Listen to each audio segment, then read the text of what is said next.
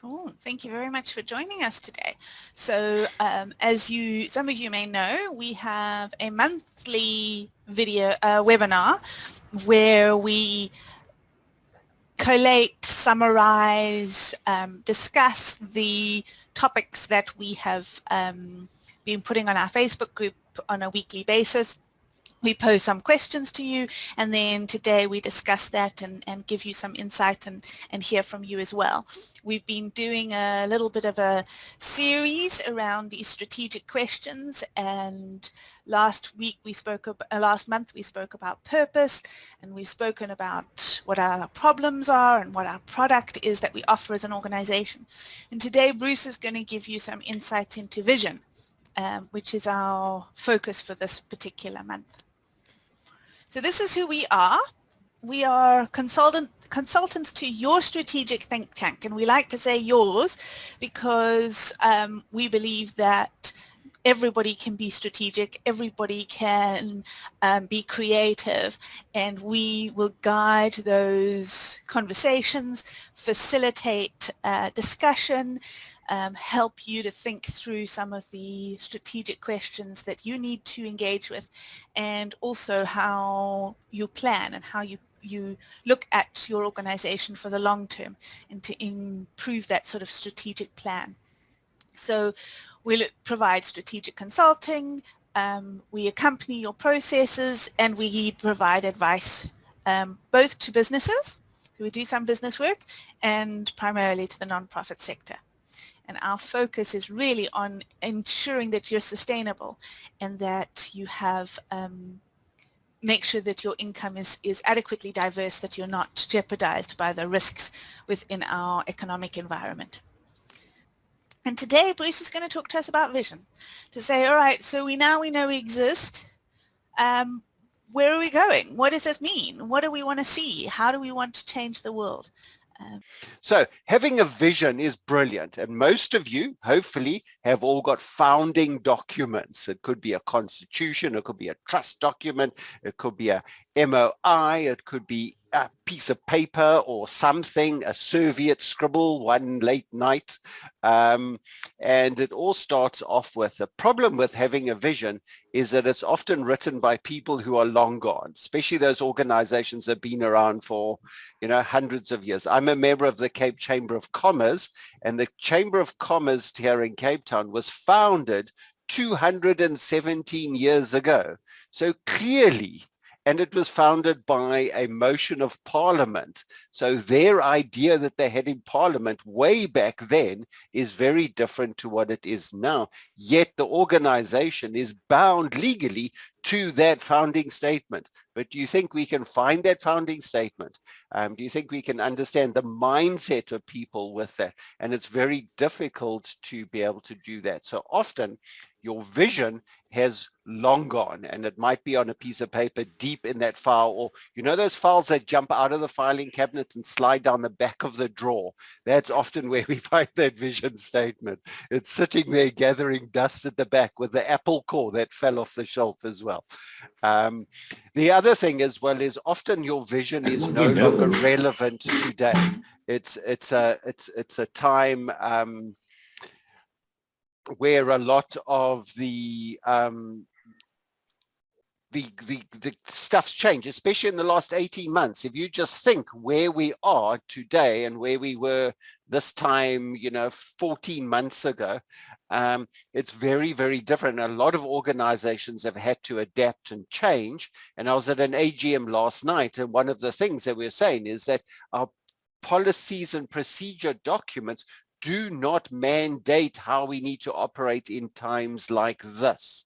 So do we now go rewrite everything just because we got a third wave coming and we don't know how to operate in a virtual lockdown environment, or do we just adapt and adjust and play around there? And the last thing, well, nobody actually knows what the vision is. If you did a poll for all your staff and said, right, your salary at the end of the month is dependent on you quoting the vision and the values and the mission for the organization, how much would you save on your salary bill at the end of the month? And it's quite an interesting look and feel at that. So let's unpack some of the questions that you should be asking for your staff in an environment around your vision. And the vision, I'm using a very broad umbrella of a vision, and you'll see that we'll unpack it as we go there. So the first question that we put up on our Facebook page the first week of May is, what is your why? Now, if you are one of the few people on the planet that hasn't seen Simon Sinek's TED Talk about the why, I really do encourage you to make a note. Simon Sinek, why? Go to YouTube and type that in there. Go and watch it. It's 15 minutes. That'll change your life. He describes what he calls the golden circle, and he describes how positioning your business as a why and not a what or a how is critical for survival. It's one of the key defining moments in business on the planet that have changed organizations of all levels. So please go and watch that video. It'll be 15 minutes. That'll probably rattle you a little more than what we're going to do today. The next question is, well, ask your why. Why do we exist?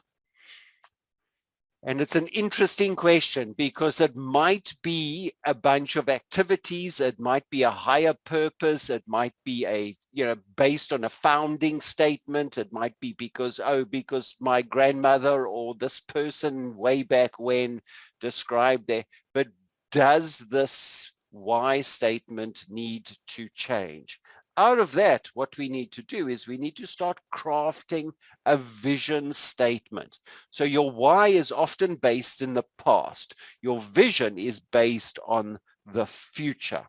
And the vision is a picture of what the future would look like with your organization having an effect into that future.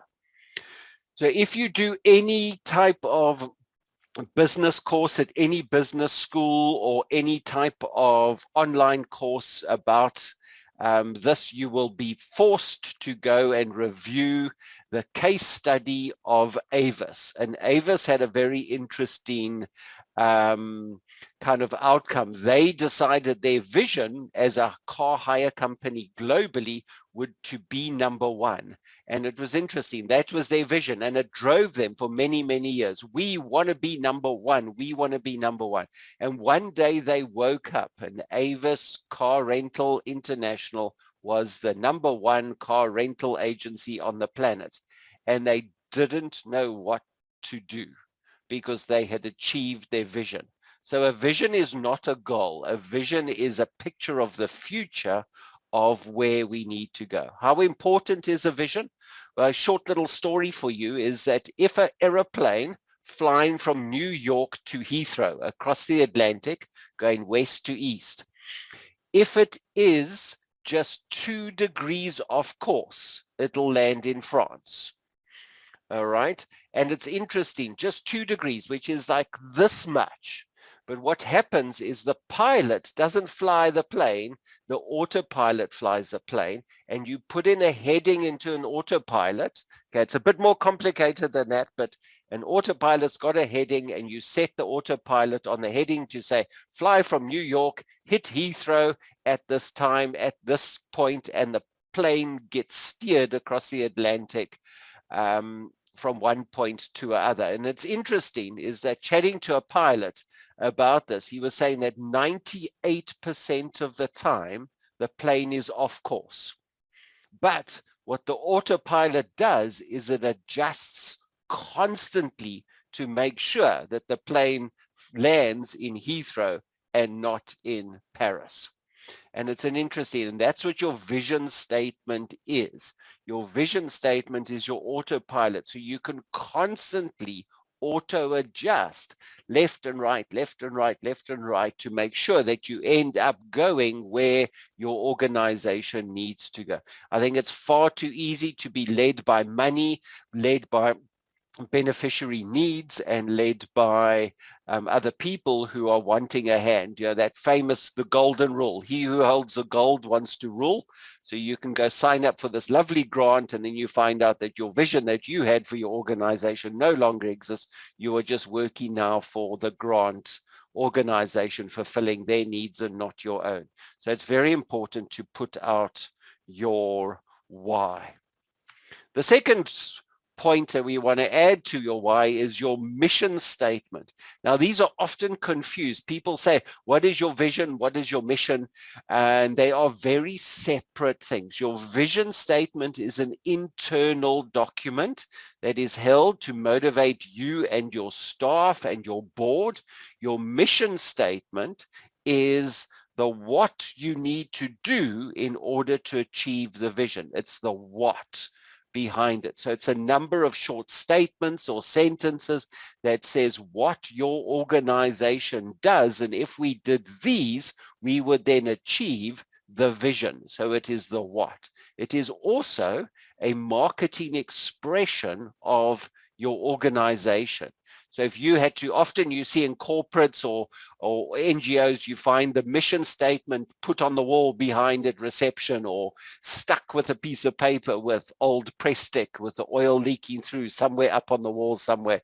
And it should be there as available for people to see, not only the staff, but also funders and beneficiaries and outside people coming to visit. They go, oh, look at that.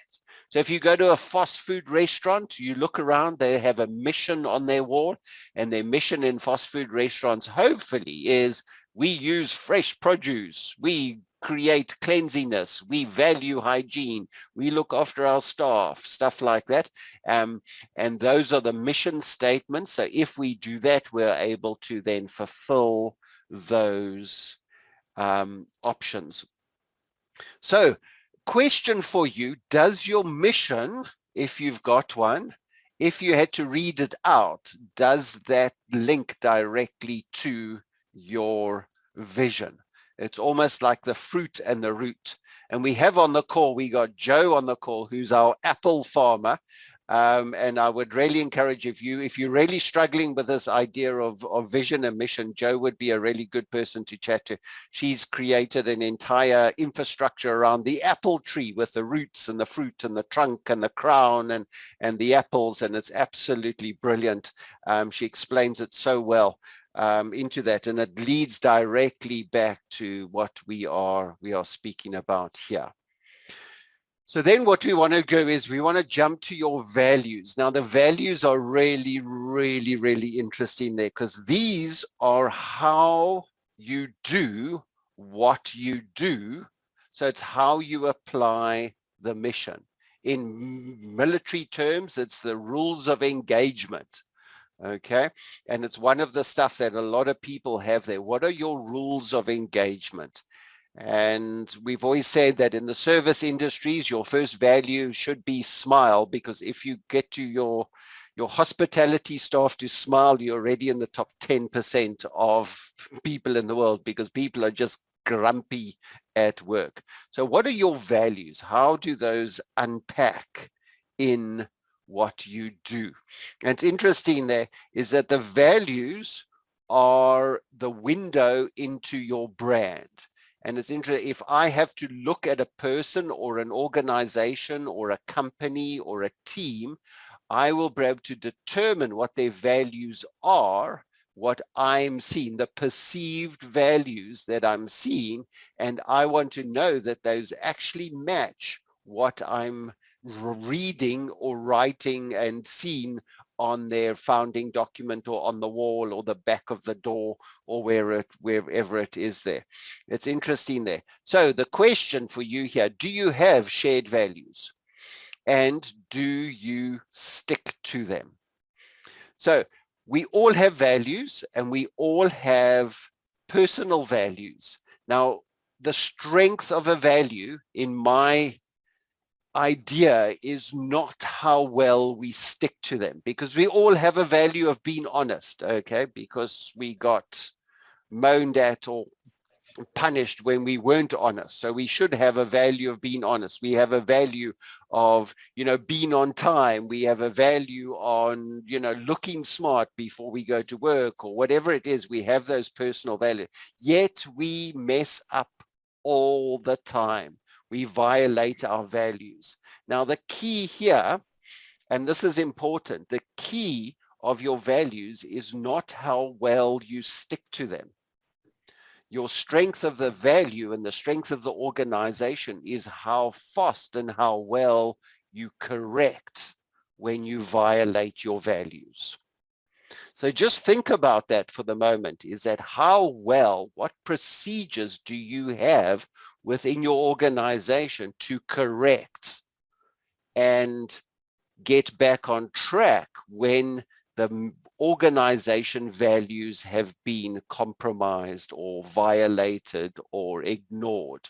And that is the key of your strength. So if your personal value is honesty and you find yourself lying, how fast do you apologize? Or do you then lie to cover up the lie and then get angry at people who are accusing you, and you know where that spiral goes? All right. So it's very, very interesting. I've always said that anger is a masking emotion, and the angry person is always the guilty person that needs to get back to their values. So it's a very, very interesting thing. And often you see in organizations is when things go awry, they then launch this witch hunt, and they have, commissioners of inquiry, and you get hearings, and you get that. And it's building that aggressiveness, because if we've got someone to blame, then we're all right. But what is actually needed is an apology and a correction of course, not a witch hunt. And often people violate values because of certain situations, but it's how fast you get back on track that matters to the outside. We don't want people fired. We want people to say sorry. And that's an interesting view. I have seen people fired out of nonprofits and organizations for doing the smallest thing because the organization was so fearful that their funding or their reputation might be harmed, rather than making good and apologizing and hugging it out and making it better, and then putting in procedures to make sure that it doesn't happen again. So one of the lecturers on a course I did in the US says, every time there's a fire, make sure you put the fire out and leave a fire extinguisher. And I was going, oh, what does that mean? And he says, well, fix the fire.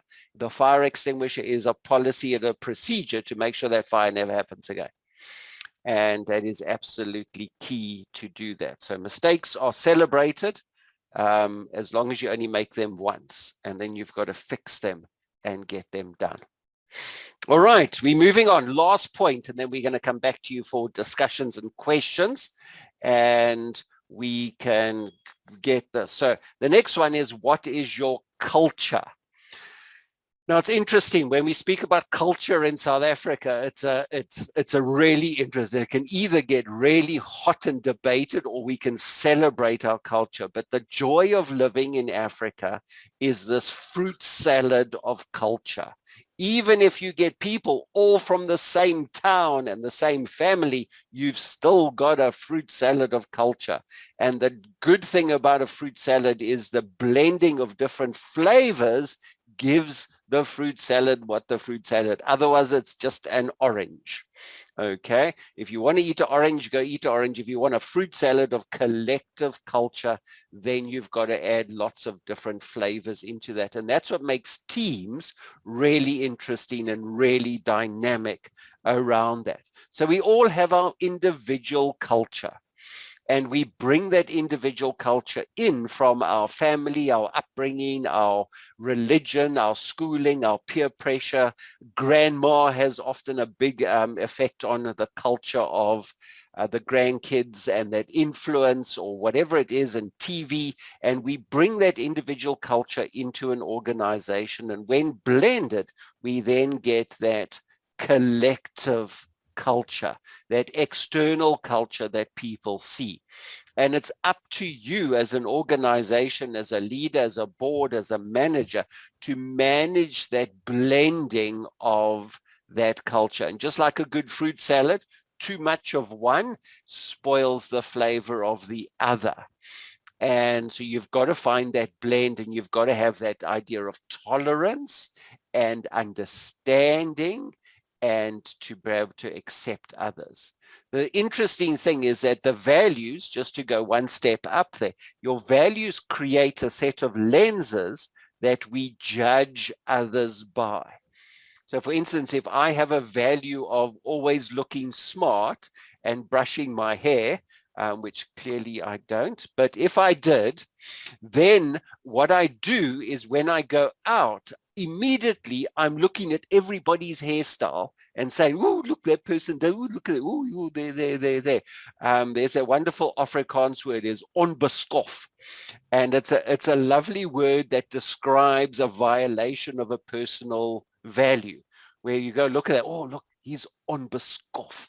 And it's interesting, I've heard that so often, and what that is, it doesn't mean the person's bad, it just means that person is violating the observer's values. Where look at his shirt, or look how they wear their pants halfway down their bum, or look at their hairstyle, oh, look how they use Zoom, aren't they? And it's interesting there, we look at that, and that brings into that culture, and the idea of a healthy culture is overcoming that judgment based on other people's values. You've got to talk to others based on their values, not based on your values. So you've got to unbiscoff your organization.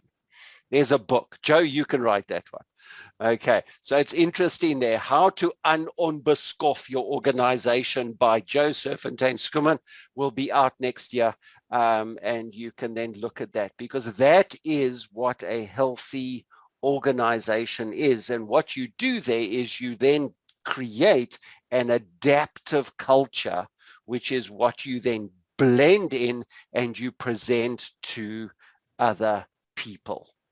If you want to work with us, we have got a number of different options, but here today we want to say, if you want to help us, have us run or work with you to develop a strategy and vision for your organization, we've got a number of options that you can utilize us. We are here. We are your consultants to your think tank. So if you are confused, and it's always just nicer to have a third person out there just to manage the process or lead and guide you through that. If you want to use one of our resources, then you are most welcome to contact us, and you can contact us